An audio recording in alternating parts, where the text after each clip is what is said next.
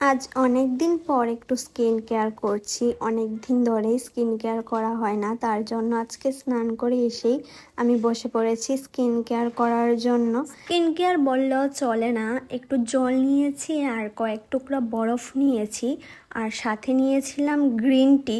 এটা আমার স্কিনের জন্য খুবই ভালো, এটা সবার জন্যই আশা করি ভালো হবে। আমি অনেক দিন থেকে এটা ইউজ করি, মাঝে মধ্যে আমার খুবই ভালো রেজাল্ট আমি পেয়েছি।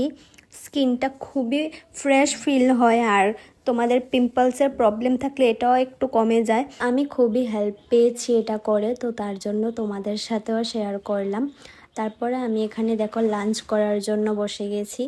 আগেই স্নানটা করে নিয়েছি, তারপরে এখানে লাঞ্চ করার জন্য বসে পড়েছি। সাথে আমার পাপাও ছিল।